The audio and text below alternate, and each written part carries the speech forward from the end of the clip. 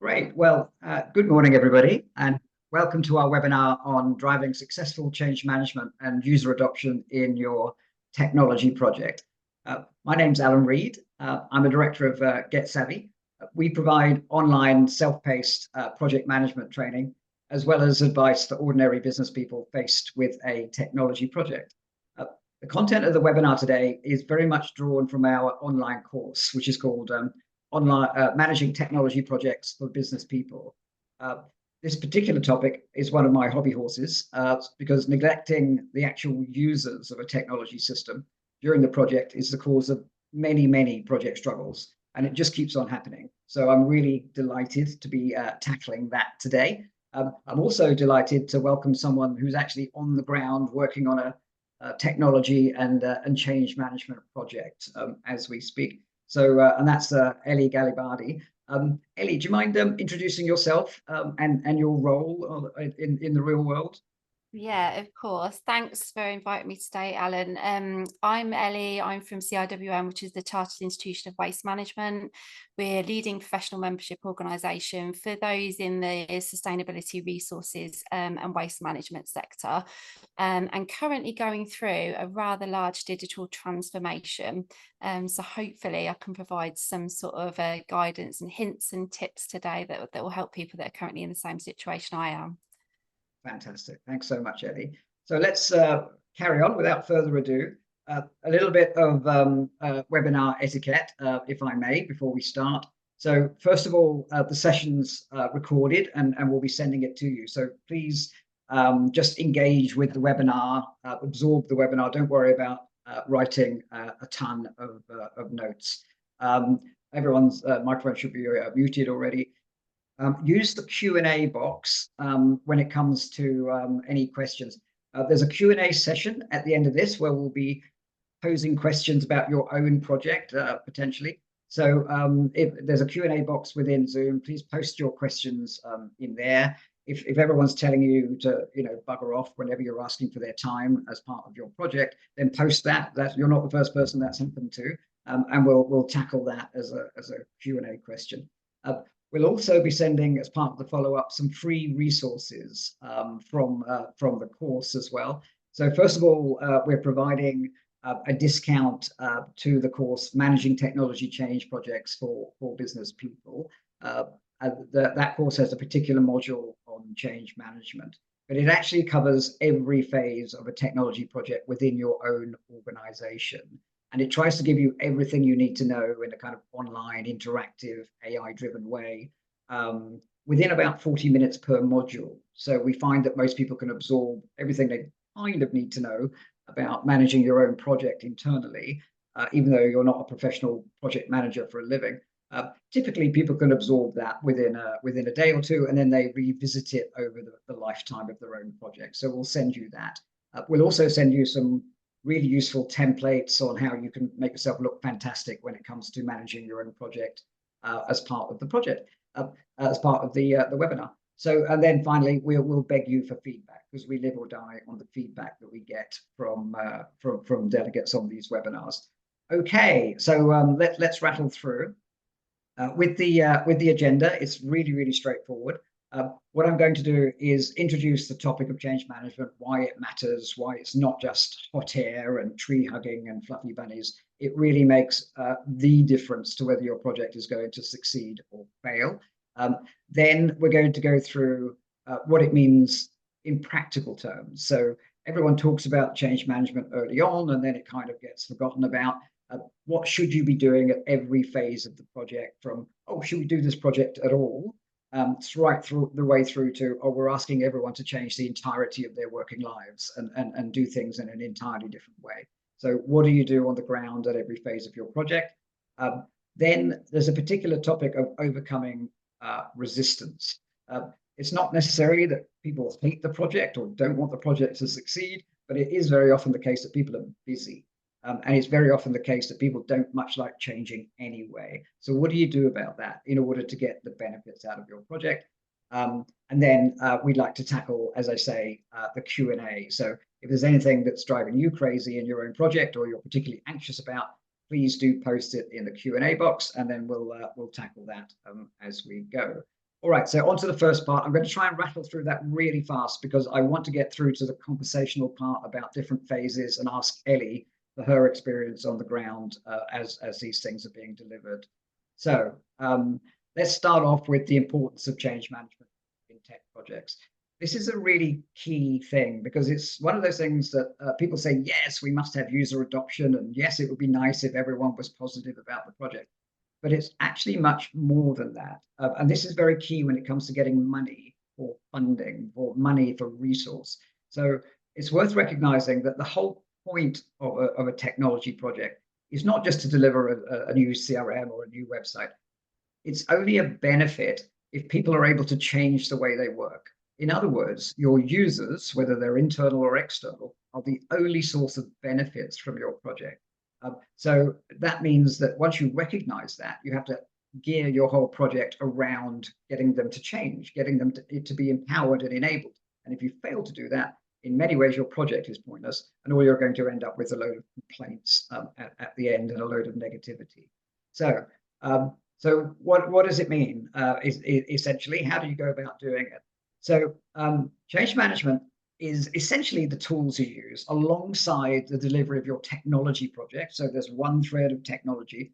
Alongside of that, you've got to think about the people who are going to be using this system, how to get the best out of them, how to transform them from where they are before the project through the transition of the project itself to the end state you want them at the end of the project. And that has to happen all of the way through. So there's a set of tools and techniques that we're going to talk about that make that happen on the ground, so that your project then it has positive take up and is seen as a beneficial project. So a common question becomes, but isn't that just about communications and having a comms plan? Every 2 weeks I'm going to send out a project newsletter. Isn't that what change management is? Well, no. Actually, change management is a whole lot wider than that. First of all, the big difference is that it needs to be two-way. I'm afraid that if no one's told you this before, and this is a terrible realization for you, I'm sorry about this, but nobody is reading your project comms. When's the last time you read someone else's project comms? It's not being read. So essentially, if that's what you're doing, nobody is then aware and nobody is engaged with the project. It's got to be two-way. It's a series of activities from workshops to Q&As to being able to expose people to the system. That is going to drag people into the project, get that positive two-way engagement so that you're then able to flush out problems and get people on board early. It's so much more than a comms plan that no one's reading anyway. And then there's a question of why people are resistant to change, why people struggle with it. Why doesn't everyone just come rushing up to you like a Labrador saying, what can I do next? And what's this great thing that we're going to be doing? Well, the reason is generally people in their working lives don't like having to do something on top of their day job. So they're already busy, they're already working.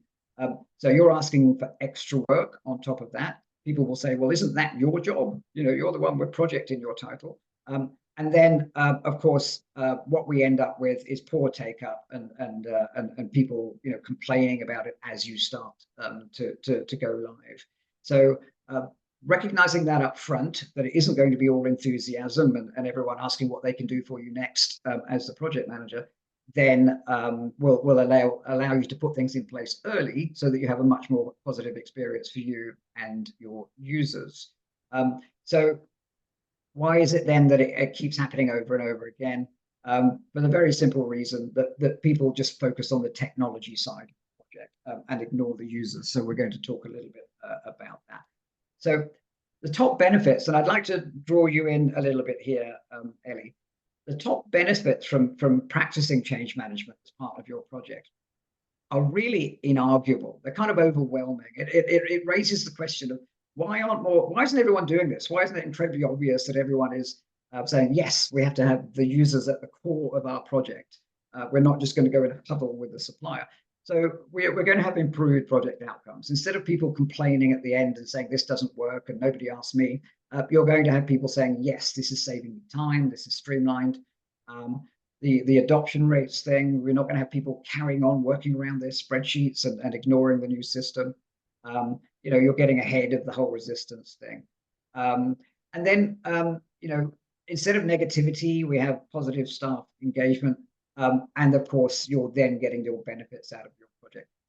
Ellie, do you mind if I ask you, when it comes, because change management costs money, takes resource, takes effort, what have you found to be the most persuasive things in, for instance, getting the management team on board with investing in change, not just investing in the minimal project?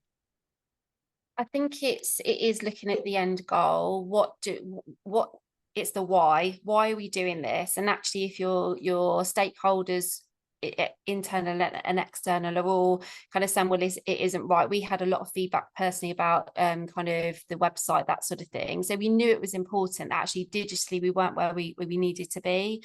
I think that, as you've kind of, I learned very early on that digital transformation, the digital is kind of the easy bit. Yes. The projects don't usually fail because of the complexity of the technology. It's usually because you've got unrealistic expectations, you've got lack of resource, and ultimately you have a lack of change management. So for me, although it was a digital transformation, this is definitely a people transformation as well. So that was, luckily I quickly realized that very early on, that it was going to be about the people and actually making them understand the why and actually what this was going to do for them in their day-to-day roles.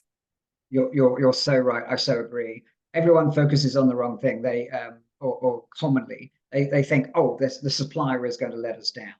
You know, the technologies, we're going to find this enormous gap that it doesn't work. And those things, you know, they're not unheard of. But actually, people then ignore the much more present risk, which is that we're going to put this thing in and we're not going to get any benefits from it because people will just carry on working the way that they have always worked. So that's it. And making that case, Ellie, as you say, right at the beginning, is part of getting the resourcing and the help that you require in order to avoid the bad things happening, and then trying to ensure the positive outcomes that you get from the project. Okay, so then what we're trying to do with it is we're trying to empower your colleagues around the organization to get the benefits out of the system, which means that the organization as a whole obviously benefits from that. So when we then start talking about what matters during it, let's start talking about the principles that are going to enable change management. So there's a whole bunch of them here. Let me put them on the screen, and then I'll ask you, Ellie, if you don't mind, to draw out a few of them. So what I find to be extremely important is the role of the leadership team. We're going to send these to people, so please don't worry about scribbling, as I say. But there's a couple of things I would mention. There is the tracking of progress towards the bottom, where we're saying it's not just enough to put these things in place and plan these things. We've got to take soundings from our colleagues. How are you responding to the project? Have you got any anxieties? Have you got any problems with it? Do you think we've missed something? You know, those kind of activities that we'll talk about later, I find to be often overlooked and extremely important. That's really part of the two-way conversation. But Ellie, could I ask for your view? What do you think are the kind of most important principles on the ground that make it work or not work? I think what worked for me was very early on creating kind of a core project team. Although that sounds really straightforward from a project management point of view, if you see them less of a core project team and more your what I call the champions of change, these are going to be the individuals that have conversations, you know, away from the main meetings to remind people of the why, and really back you. I personally don't have a lot of project management experience, so I was sort of thrown into this. We've outsourced some external help, which has been really, really great, but actually it was my responsibility to make sure that people understood the why. And I think it sounds really, really obvious, but when you're talking about digital transformation, the first thing, and I didn't pick this up as early on as I'd hoped, the first people think of is, well, what's going to happen to my job? If all these things I'm doing manually you're going to take away, what does that mean for me? And it's really important to understand that this creates a lot of anxiety for people. And it's a case of these robots going to come in and they're going to take over the world and, you know, we're not going to be needed. It's not. It's helping people understand that this is going to be transformational in such a positive way, because all these mundane administration jobs that you're doing manually will be able to be automated, leaving you to become even more efficient, to, you know, future-proof the business, to be creative in your thinking, all these amazing things that you're going to now have time to do. So for me, that was a really it was a big eye-opener, that actually something I hadn't thought of about the anxieties that actually digitally transforming in a business for people who have done the same thing the same way for a number of years, and all of a sudden you're taking that away. Their question is, well, what does that mean for me? So it will always go back to the people. Everything you talk about today, I'm going to bring it back to the actual people, and finding those champions of change, that group of people within the business that are going to help you pull this project through the tough times, and remember, you know, why we're doing it. That's really good to hear. And you're exactly right. You know, as when you have to watch your language so carefully. So you could be talking about streamlining, time saving, automation, self-service, and what your colleagues around the organization are hearing is P45. Yeah. You know, that's my job. That's what I'm doing. And getting that message right, that no, this is the stupid computer is going to do the boring bits. Yeah. That's what we want. We don't want you doing the boring bits. We want you to be able to better serve the members and stakeholders. And that's only, you know, and have more time for that. So no, you're exactly right. I completely agree. Okay, so then let's go through the practical side. So what does it mean on the ground? So yes, everyone at the beginning of the project, and I promise everyone on this meeting probably talks about user engagement at the beginning, and then we find over and over and change management at the beginning. Then we find over and over, as soon as the project hits a technical bump in the road, you know, the data migration is extra, or this area, you know, the supplier is having a difficulty with that. Then all of that stuff goes out the window, and everyone just focuses on the technology side.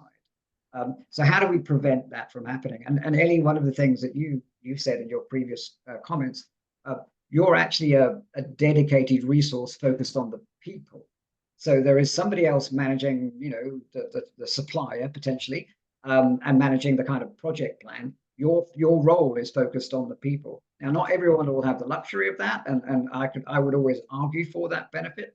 But actually slicing out some element of resource for that, so that it's always available no matter what happens on the technology.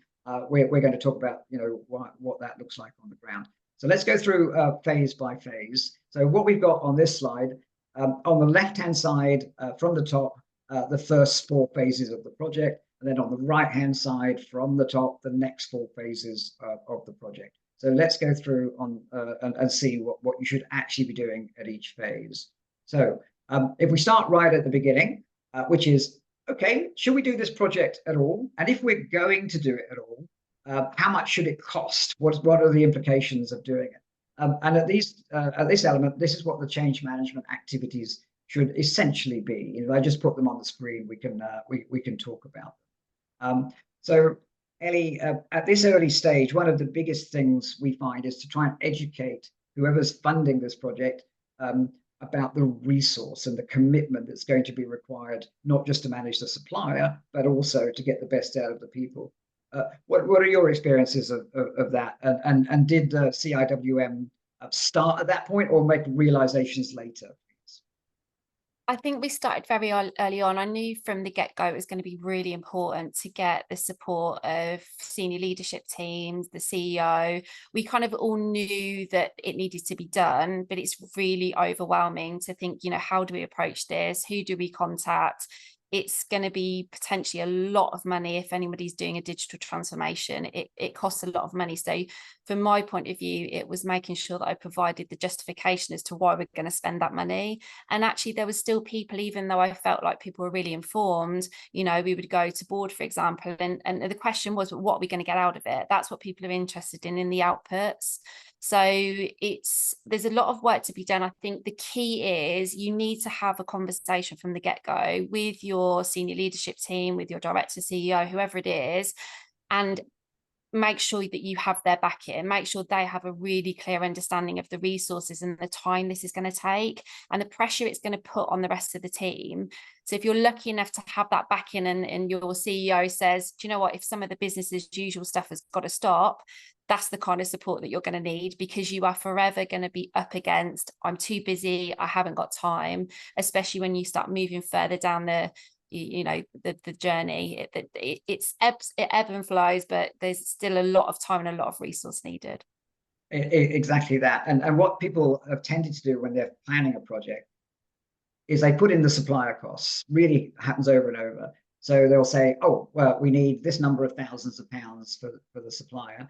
And then the internal resourcing or the resourcing for the people side of the project is either not there at all, in which case they're going to try and sweat it out of the project manager, which is really not going to work, or not often is not going to work, or it doesn't get done at all, which means the project will struggle and will deliver few benefits. So setting those expectations with a business case, it's always about getting the bad news out early. Ask for everything you need.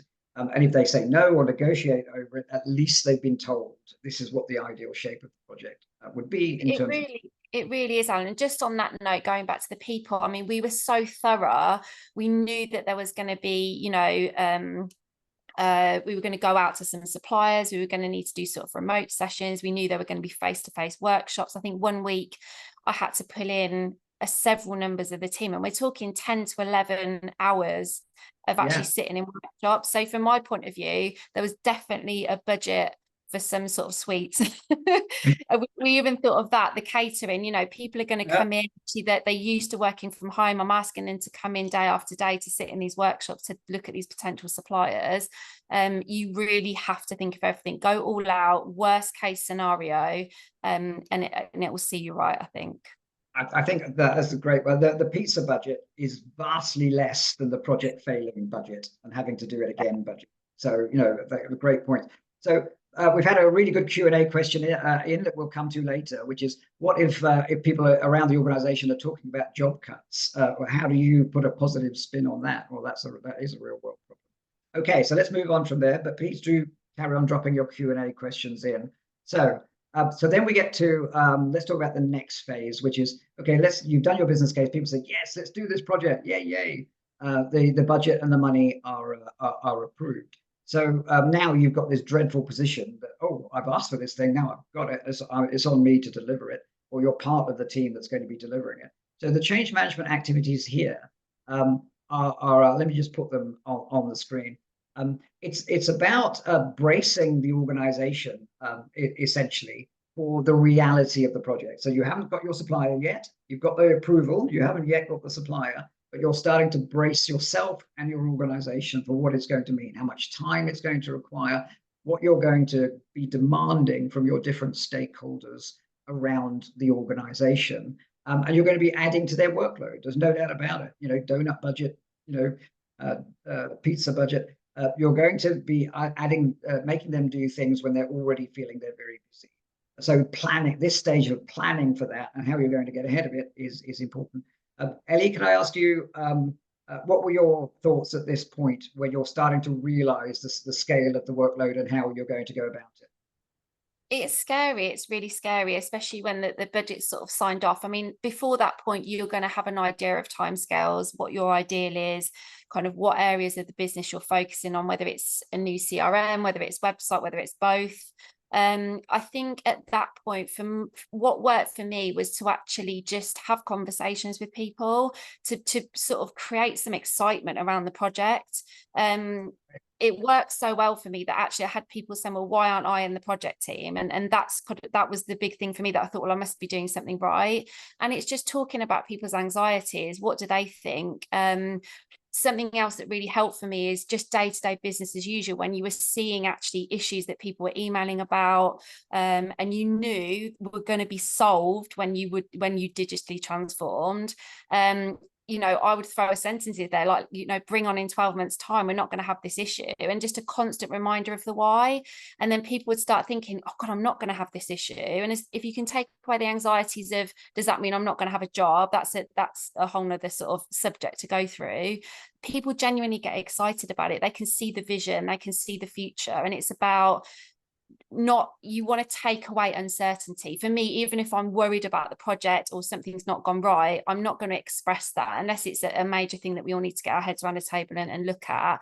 Take away that uncertainty, because what it does do is it does demotivate people, and it's a trust thing as well. I think it's like, you know, somebody's leading the way and making sure it's filtering down. So I've got the core project team, I've got the SLT team, and actually these end users, we're at a stage now where we're creating product owners, and we're giving people ownership and SMEs, and they feel valued in the process. So at some point, everybody within the business is going to be a part of making this project a success, and I think that's been really beneficial for me. Excellent. And you use the word the why. I like that. I use the word I use the word benefits in the same thing. I prefer yours for the moment. So explaining, trying to get that kind of air of positivity around the project right from that first point. You know, this is how it's going to benefit you. This is why we're doing it. And we'll get to this, but you know, doing that at quite a granular level. So at this point, you're planning it. But you're planning it that you're going to go team by team and explain the why, because it's going to be different whys for different teams, and different sets of benefits around the organization. So really good. So planning and preparing yourself. And actually, you said it's a scary moment where you now got the responsibility.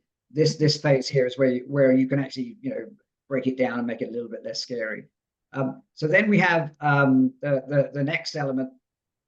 So you've got through your planning. All right, well, how are we going to go about this, and who's going to do what, and so on. The first time when you're asking your colleagues for their time during this kind of project, this is the first time where you're testing how willing people are going to be to put their time into this project. And so it's a key change management area where you're asking their requirements. So let's just go through the activities on the screen. But just to make that point, so this can be quite challenging. In some organizations, people have done this before and they've been burnt, you know, or we did this, some suit came around and asked me what I wanted, and then nothing happened. And so, or I'm just busy, I'm not available for the next 3 months because of the annual conference. But unless you're getting those requirements from people, of course, your project is going to have gaps. Unless they're good requirements, then it's not going to meet the needs. So how did you go about that, Ellie? How did you go about negotiating with people who are saying, look, I'm busy, I'm sorry, I don't have time to do this kind of thing? I think it came very early on. There's only so much sort of cake you can promise people, I think. But I just decided that actually it wasn't going to work if we weren't going to get the buy-in and people weren't going to commit. And although potentially when we were looking at the end of last year what this year looked like, this probably wasn't in scope. So it was kind of a surprise, you know, like most businesses, people have got other objectives, other priorities. So I was really quick to pull in the senior leadership team and to gain their support, really. And my question was, you know, can we get by? And if we can't, is this realistically a right moment to do it? The bottom line is digital transformation, there's never going to be a good time to do it. So we just needed to bite the bullet. So it was almost getting that senior leadership team almost permission for people to feel comfortable to go, although I've got this objective, it can wait till quarter four because, you know, I've now got to prioritize this. And once we'd had that really open and honest conversation about, you know, what is really worrying you, what objective is causing you to tell me you're busy, and actually is there something we can do and be flexible with it, we just kind of hit the ground running. So I think if you avoid those conversations, it can be tricky. So I would just suggest get in, have it. If you're all of a sudden you're feeling that everyone's pulling, I had this thing where I said everyone was kind of like, oh well, I'm with you in spirit, and I was like, I don't ghosts. Like, I need like physical people. Like people wanted it to be a success, but on the flip side, they didn't have time to come to the meeting. So you know, there was this joke that I don't need ghosts, I need sort of physical human beings to be here, you know, championing this and to make this work. So very early on, I just said, look, let's just really sit down and have this honest conversation. And people were able to individually talk about their concerns, their anxieties about them, their own teams. And we just bottomed it out. We just said, you know, that can wait, that can stop, that can slow down. And actually, when you've got the backing of SLT and your CEO that says this is one of the most important projects that we're doing this year, it starts from the top and it will work down.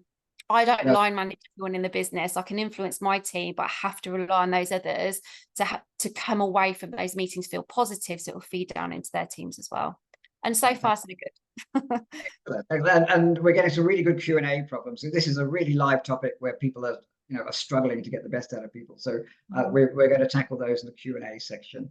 And then moving on from there, what we have is of course the vendor selection stage. Now, often this is seen as a bit of a kind of, oh, well, just a few people are going to be involved in this. But my view is, if I put the activities on the screen, my view is this is a vital part of change management because it's your opportunity to help people feel consulted.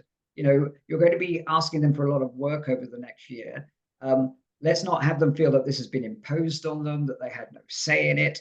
And even if they don't turn up for supplier presentations, or even if they don't attend everything, the fact that they've been invited is a key part of that. And of course, you know, you have an opportunity to get their feedback from them. So how did you go about managing that aspect of having people feel consulted during the selection process for different vendors, but not having the whole thing grind to a halt because you had to do diary hell for 50 people? There was a lot of diary hell. I mean, I think it helped because we sort of established that core project team at the beginning, and we had a really good insight as to what's to come in terms of the vendor selection process. We gave sort of an idea of hours. Like if you're reading tender responses, you're probably going to want a couple of days, whether that's, you know, spread out. We're going to need at least, you know, 5 sessions that are going to be 3 hours long. So actually giving them figures help them determine actually what they're going to have to commit to. And we had a conversation, you know, when that core project team, and it wasn't a case of you're in it and you've got no choice. We consulted with people. This is what you're going to do. This is what we're going to be asking of you. And I think really it's giving people notice, it's giving people foresight into what's to come so they can make an informed decision as to whether they want to be a part of it. It was a lot, and I think I was probably quite strict in the sense that if you're going to commit to these vendor processes, you need to be there for all 4 workshops. I felt like I had a bit of responsibility to the suppliers as well to make sure it was fair. You know, how can we have this informed decision at the end of these presentations if actually you've only seen one? Your view is going to be quite skewed. So I think it's just each time a section of the project comes up is to provide people with notice, inform them, this is what we're going to want, this is what the output we want, and actually just break it down into chunks. And then once they've all committed to that bit and it's done and it's successful, they've got the motivation then to think, well, next time when we need a chunk of time to do something else, it's probably going to be, you know, it's going to be good, it's going to be fun, it's going to be engaging, all those things that you hope it will be. So I think that really helped breaking it down. Absolutely. And one of the things, and Ellie, I forgot to mention, of course, you're a veteran of the change management course and the project implementation course for business people as well. One of the things we talk about on the course is in this phase to get that right combination of people feeling consulted without grinding to a halt is actually split your stakeholders into 2 groups. Exactly as you say, Ellie, there's a core project team who must attend everything, and you'll expect them to read tender documents. But everyone else, you're using them as a consultation group, so they're invited to all of the relevant things. But if they don't turn up, they don't turn up. You know, and that way people feel consulted, but you're still maintaining the momentum on core activities, exactly as you say. All right, let's carry on from there. So now, you know, happy day, you've chosen your supplier. You've got this partnership now that you have to get the best out of. One of the things that we try and emphasize to people, I put these activities there, as you're getting on with the implementation, your supplier is never going to care about your users anywhere near as much as you do. I'm not saying anything negative about suppliers, but their job is to deliver their technology to your organization. how your users take up that technology and embrace it and change the way they work and streamline their activities. Your supplier is not really that interested in that, to be perfectly honest. And the reason I'm saying that is to emphasize the fact that that is on you as an organization. And if you're not doing it and the supplier's not doing it, then you're just going to have the technology delivered in a minimal way. So obviously the implementation is the longest phase. It's where people get exhausted, Ellie. It's where people, oh, we've got 9 months, for 6 months, it could be a year. What did you find? You've mentioned change champions. What did you find to be really important during that phase? I mean, you're in it now, essentially. You're starting it now. What do you find that really makes a difference? I think just to briefly touch on what you just discussed about suppliers as well, I think when you're going through that process, a really quick tip is to not just think digitally what that company is going to do for you, but also, are they a cultural fit? Because if your way is, it's about the end users, they will pick up on that. And that's so important when you pick your supplier, because it will aid this kind of thing. So when my culture within my business is actually, we're really supportive, we're motivating, we listen, we want this positive atmosphere. The supply, this is a relationship you're going to have probably for 5 or 10 years, hopefully. So it's so important. I think in terms of, it's a tricky one. I think it's just making sure they feel informed. So part of the project is, yes, implementation, but what happens after go live?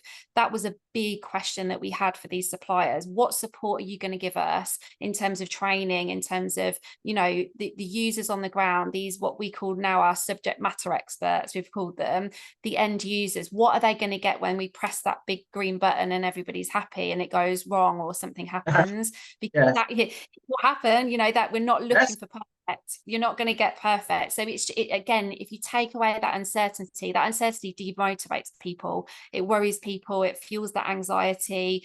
And then what you get is 3 members of your team, we've all got them, those secret Excel spreadsheets with that data on, siloed somewhere. And that's, again, it goes back to, it's about the output. If you've done all this work and people actually aren't using the system to its capability, you've failed. So I think that's probably just reinstalling that kind of, just that confidence within the project is so important. Absolutely. And so part of it is that kind of keeping it going during that implementation and bringing it to life. So we're bringing together the things that we've talked about. So the senior management team have to live with you on the project. As you said, Ellie, you're not everyone's line manager. You can't force anyone to do anything. You can persuade and bribe, but that's not the same. So borrowing the authority from the management team during that implementation, so that they're issuing the comms, they're issuing the messaging saying you must support this project. It's part of our strategic goals. If you haven't got time, then we'll escalate it and we'll talk to your manager to see what can be done about that to support you better. People will know they don't really have a choice. They're boxed in. They can talk about when, but they can't talk about whether they help you on the project. And then that kind of bringing together the two-way nature of comms and updates. So what we find is really helpful is things like workshops, lunch and learn. We found, instead of sending out comms, send out a 30-second video. That tends to get more updates, and any 14-year-old can create them. Just being a little bit more creative and looking for ways to involve people and give them opportunities to be involved and to have exposure to the system as it's growing. Okay, so moving on from there, we then get to as part of the implementation, there's that ongoing communication and keeping people involved. One of the things we're going to do after this webinar, we're going to send you a couple of templates. One of them that I've got in orange there is the communications plan. And we're also going to send you a change management stakeholder change management plan. That will allow you to see just what kind of things you should be doing and give you a nice looking template to get going on your own project. Those templates are available as part of the course.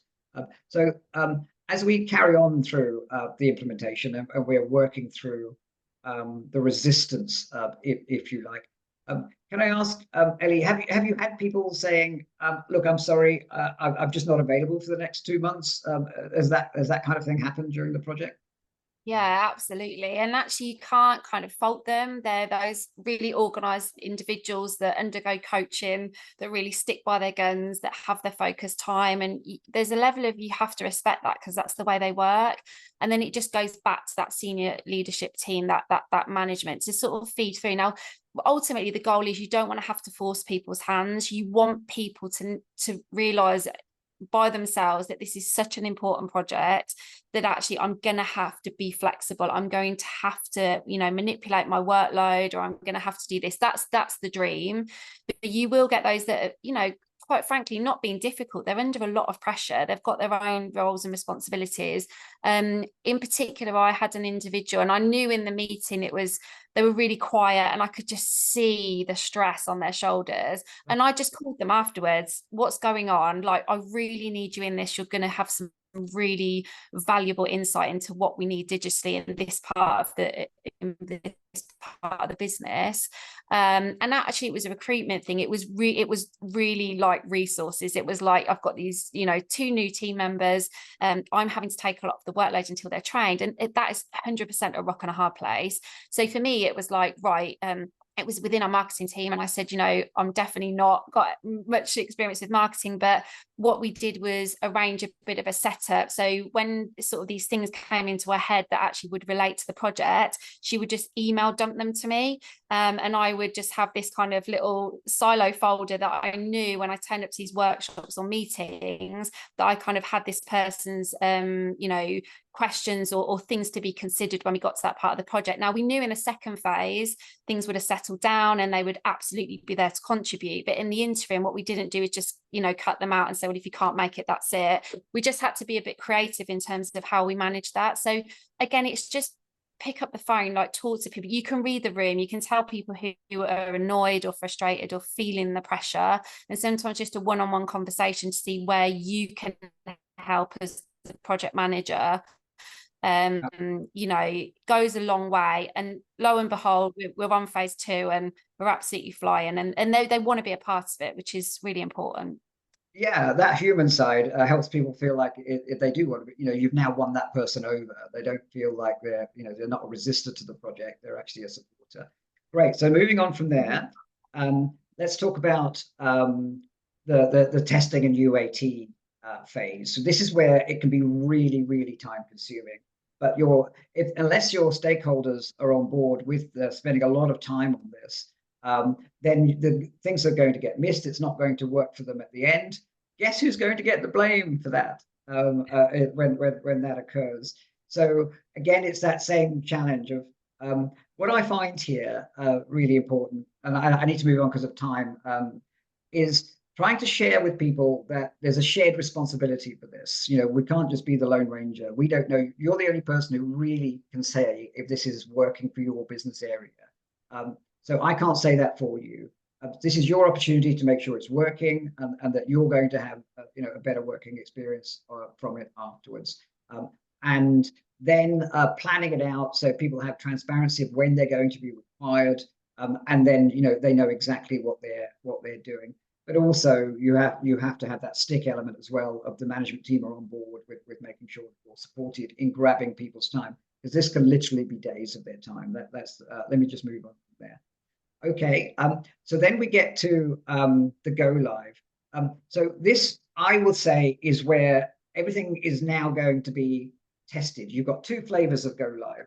You've got the flavor of go live where people are suddenly finding that they're expected to change everything they do, and it's a big surprise to them, and they're just going to complain and blame the project and find all these problems that may or may not be problems, but there's a lot of negativity.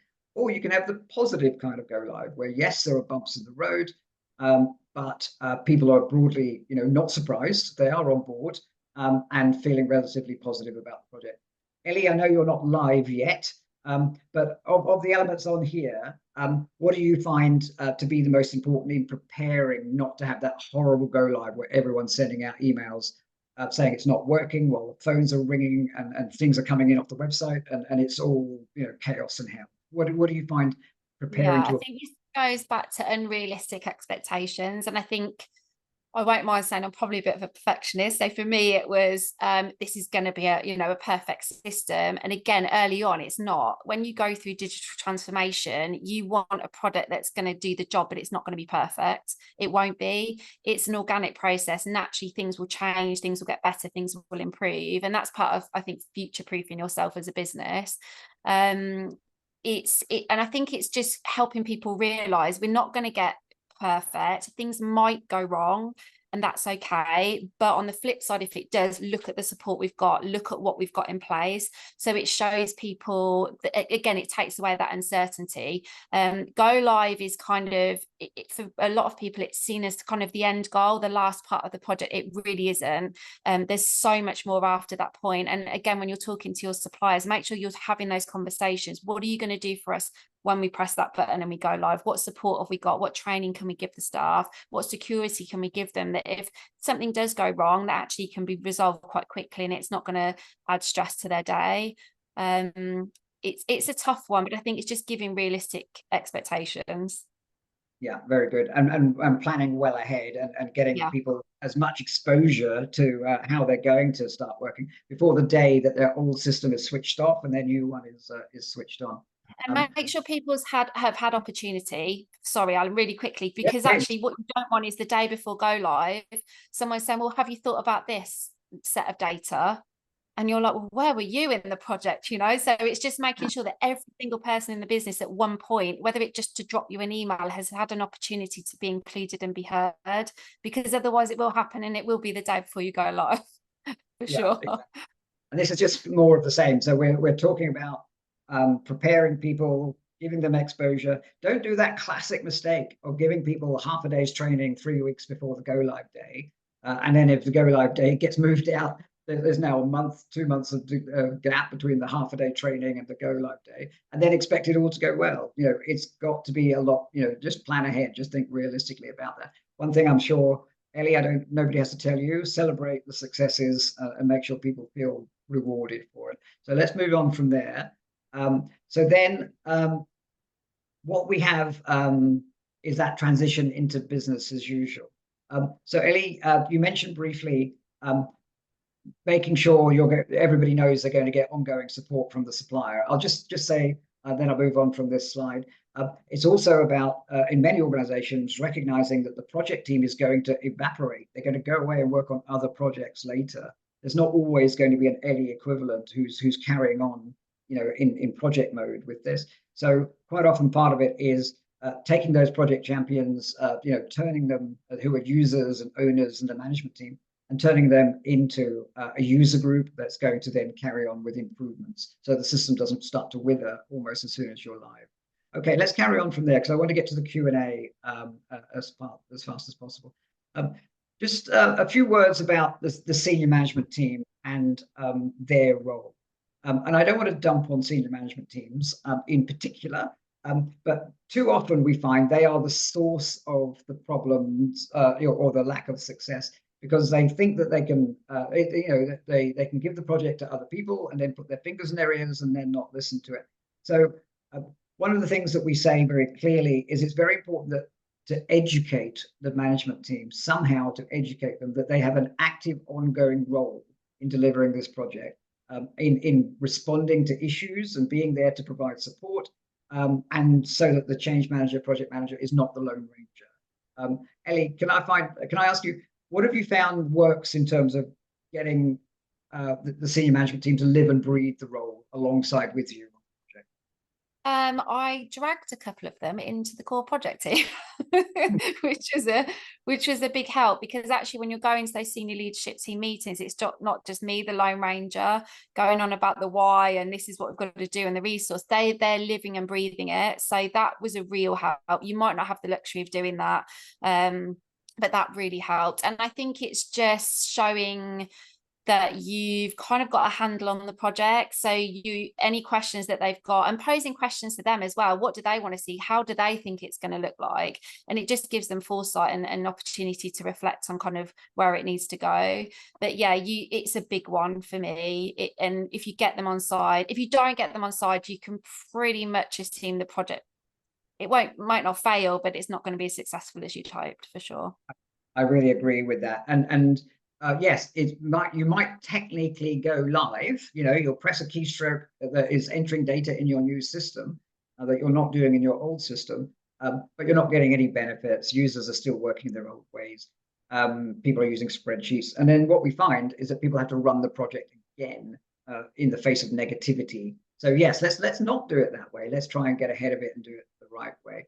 One of the things I find to be really important with the senior management team is getting them to understand it's their project. You know, this project is genuinely strategic. It's going to go to the heart of what we can and cannot do for our members and stakeholders, and how much time we waste or don't waste while we're doing it. It's genuinely, you know, core to whether we can achieve our goals or not. So you can't outsource that. You can't just devolve that to your underlings. You know, you have to be actively involved. And the test of it is when there's a problem, because there's going to be some problems, and how supportive they are. And then laying it out phase by phase. This is what I need from you in these different phases. And of course, dragging them into the project team, act of genius, you know, so that they have no choice. They're there with you all the way. Okay, so here is the change management checklist. We're going to send this to you, so we don't have to spend time on this. This is one of the follow-ups that we're going to be providing, along with the templates and the discount for the course. And then I'll just move on from there. Here is the roadmap for change management, doing these things in this order. And you know, you can use the language on point 1 of aligning your senior management team instead of my language of beating them up a little bit or educating them, whatever they're going to take the best, but just making sure that they know they're going to be actively involved throughout the project. Okay, so what I really want to do is get through to the scenarios and Q&A. So this is another thing, we're going to send you this, you know, just to summarize the points that we're going to that really work on the ground that we find in terms of change management. So I won't spend any time on that. What I'll do is I'll move on to some real life scenarios and the Q&A. And maybe we can alternate these, Ellie, just in the interests of speed. So what I'm going to do is put the first one to you. Lack of staff engagement and buy-in. You've got stakeholders that aren't really interested. So you've talked a little bit about the whys and pizzas and so on. Any other kind of short tips that you might find that really make a difference in that area? I felt for me the one-on-ones were really beneficial. It doesn't take a rocket scientist to sort of sense a vibe or read the room and feel the pressure. So actually just picking up that phone, jumping on a Teams call, you know, what is it that's, you know, causing you that anxiety? Is there anything I can do to assist? That kind of thing. And just kind of making it quite personable. I think it is about people. It's about that human on human connection. It's not about I'm trying to take you on this journey and I'm going to force you to do it. It's not going to work, especially if they're feeling under pressure. So that, for me, the one-on-one sort of conversation separately was really beneficial to me. Fantastic. All right, and then the next one, complaints about additional workload. This again is where you have to get ahead of it. So you've got your management. There's a carrot and stick element to it. You have to have the management team saying, this is crucial to the project, to the organization's success. We expect you to support the project. We need you to support the project. And if you've got a problem, feed it up via your line manager, and then we'll support you, we'll address you, we'll find some way of making it work. But you've got to have people understand a little bit that they've got no choice. And then there's a little bit as well of the why, you know, the benefits to you as an organization. So then we've got examples of quick wins. Ellie, do you have a kind of 10-second version of a quick win you can think of? Pizza. Cake. Pizza. It's the bribery. I think quick wins, the one-on-one was really beneficial. Steal time in meetings, that's a really good quick win. So nobody's reading your emails. You're right, Alan, nobody reads them. They can be as in-depth as you like, but actually if you've got a regular meeting every week, ask the chair, can I borrow 10 minutes? And it's just a quick reminder. And if you're excited about the project, people will feed off it. So that's quite a handy tip. I love that idea. So you're not having to arrange it on top. So the management don't understand the importance. I think we've talked about that enough. I'm going to move on from that. So I just want to run a quick poll, if I may. essentially what we'd like to understand from the audience, and also to make sure people are awake. Do we think for this one? Do you think people understand in your management team, are supportive and understand the value of change management? So if we can just get your views, or are they thinking it's really down to you? So I'll just give people another 5 seconds to respond, and then I'm going to end on that one and share the results. What we've got is a square 50-50, a really alarming 50% don't think that the management team really understand change management, and it's on you. I hope you take an action away from this webinar where you can think about how to educate them and make sure that they're going to do more on that. So then what I'd like to ask, what kind of projects are people going to be doing? If I launch this other web poll, tell us what kind of projects you're thinking of doing over the next year. And is it organization wide? Is it a smaller project? So that is it big organizational change, or really it's just the accounts team and 4 people? That kind of thing can determine how much of a change management challenge you have. I'll just do 3 more seconds on that. And if we share the results, what we can see is that the biggest type of project is replacement of the charity CRM plus integrated web portal. Now that's an organization-wide change there, and some are replacing the website only. Great, and then I'm going to skip the polling, move on from the polling. Thank you so much for everybody's help there. And then I'd like to get to the onto the next thing.